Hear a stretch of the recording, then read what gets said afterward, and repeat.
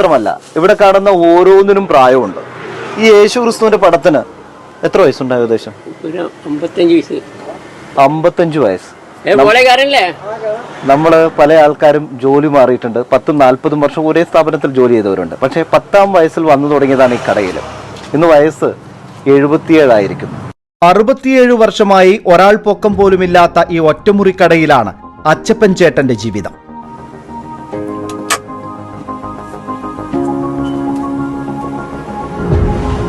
പത്താം വയസ്സിൽ കുടുംബം പോറ്റാൻ ചായ വിറ്റു തുടങ്ങിയ അദ്ദേഹം 77ലും കർമ്മനിരതൻ. രജനി സ്റ്റൈലിലുള്ള ആ കറങ്ങിയടിക്ക് ചെറിയ വിറയലേറ്റെങ്കിലും ഓട്ടക്കാലനയ്ക്ക് ചായ വിറ്റു തുടങ്ങിയ അദ്ദേഹം ഇന്ന് ആ നാട്ടിലെ ചെറിയൊരു പ്രമാണിയാണ്, ഒരു കുഞ്ഞു കോടീശ്വരൻ. ഇക്കാലം അത്രയും ചായയും കടിയും വിറ്റ് സ്വരൂപിച്ചതിൽ 1 രൂപ പോലും അദ്ദേഹം പക്ഷേ സ്വന്തം സന്തോഷത്തിനായി മാറ്റിവെച്ചില്ല. 2 ആൺമക്കളെയും ഒരു പെൺകുട്ടിയെയും തന്നാലാവും വിധം പഠിപ്പിച്ചു, ബിരുദധാരികളാക്കി. ഞാനാ പഠിച്ചില്ല, എന്റെ പിള്ളേരെങ്കിലും പഠിച്ച് ഒരു നല്ല നിലയിലെത്തണം, അതാണ് എന്റെ ആഗ്രഹം. ഒരു പെൺകുട്ടിയല്ല, അവളെ കെട്ടിച്ച്. 2 ആമക്കളുണ്ട്, അവരും കെട്ടി. ഇളയ മകൻ ഒമാന്റെ വീരൻ, പിന്നെ മൂത്ത മകൻ ഒരു പ്രൈവറ്റ് ബാങ്കിലാണ്. അയാളും പച്ച പിടിച്ച് അയാളുടെ വഴി അയാൾ, ഇളയവന്റെ വഴി, ഞാൻ എന്റെ വഴി. മക്കൾക്ക് അപ്പന്റെ ഗതിയുണ്ടാവരുത്. കുമ്പളങ്ങിയിലെ തന്റെ കടയിൽ വന്നിരുന്ന് സംസാരിക്കുന്ന സായിപ്പന്മാരെ പോലെ അവരും സംസാരിക്കണം, ലോകം കാണണം. എറണാകുളം ജില്ലയ്ക്ക് പുറത്തു പോകാൻ പോലും കൂട്ടാക്കാതെ ആ സ്വപ്നങ്ങളെല്ലാം എണ്ണിപ്പെറുക്കി വെച്ച കാശുകൊണ്ട് ഈ മനുഷ്യൻ നേടിയെടുത്തു. എറണാകുളം ജില്ല വിട്ട് പുറത്തു പോയിട്ടുണ്ടോ? എവിടെയും പോയിട്ടില്ല. ഈ കുമ്പളങ്ങി ഇവിടുത്തെ നേരം വിളിക്കും, ഇവിടെ വരും, സന്ധ്യ പോയി വീട്ടിലും, അത് തന്നെ. തല ചായ്ക്കാൻ ഒരു തുണ്ട് ഭൂമി പോലും സ്വന്തമായി ഇല്ലാതിരുന്ന മനുഷ്യനിന്ന് അന്തി ഉറങ്ങുന്നത് എവിടെയാണെന്ന് ഒന്ന് കാണണം.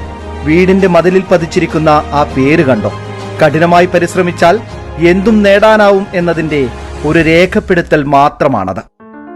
അപ്പന്റെ ആഗ്രഹം പോലെ കടയ്ക്ക് ചുറ്റുമുണ്ടായിരുന്ന ഭൂമി മക്കൾ സ്വന്തമാക്കിയപ്പോഴും, കൊച്ചിയുടെ ഹൃദയഭാഗത്ത് 4 സ്റ്റാർ ഹോട്ടൽ തുടങ്ങിയപ്പോഴും അച്ചപ്പൻ ചേട്ടൻ കച്ചവടം നിർത്താൻ കൂട്ടാക്കിയില്ല. ചായ വിറ്റു കിട്ടുന്ന കാശ് 3 കിടപ്പ് രോഗികൾക്ക് അന്നമെത്തിക്കാനാണ് അദ്ദേഹം ഇന്ന് മാറ്റിവെക്കുന്നത്. ചെറിയ തൊഴിലെ പലരെയും സഹായിക്കും. രോഗികളായിട്ട് ഭക്ഷണം വീടുകളിലെത്തിച്ചു. ആരോടും ചോദിക്കേണ്ട, നമ്മുടെ അധ്വാനത്തിന്റെ പോലോ ആരോടും ചോദിക്കണ്ട. കഷ്ടപ്പാടും ദുരിതവും നിറഞ്ഞ 50 വർഷക്കാലം നിഴലുപോലെ കൂടെയുണ്ടായിരുന്ന ഭാര്യയായിരുന്നു അദ്ദേഹത്തിനെല്ലാം. ആയ കാലത്ത് അവൾക്ക് നല്ലൊരു ജീവിതം സമ്മാനിക്കാനായില്ല. അതുകൊണ്ട് മരിച്ചാലെങ്കിലും സന്തോഷത്തോടെ കഴിയണമെന്ന് അദ്ദേഹത്തിന് നിർബന്ധമുണ്ടായിരുന്നു. കല്യാണം കഴിഞ്ഞിട്ട് 9 കൊല്ലം വരെ ഞാൻ ഒന്നിച്ച് ജീവിച്ചു. 10 കൊല്ലം ഈ കടയിലായിരുന്നു. അത് കഴിഞ്ഞാൽ മറ്റേ അപ്പുറത്തെ പേര് വെച്ച് പോയി. അന്ന് വരെ അയാൾ എന്റെ ഒപ്പം നിന്ന് കഷ്ടപ്പെടുക. ജീവിച്ചിരുന്നപ്പോഴും സുഖമായിട്ട് കിടക്കാൻ പറ്റില്ല. മരിക്കുമ്പോഴെങ്കിലും സുഖമായിട്ട് കിടന്നിട്ടെന്ന് പറഞ്ഞാൽ ഒരു കല്ലറ സ്വന്തം ഇടകൾ മേടിച്ചു കൊടുത്തു.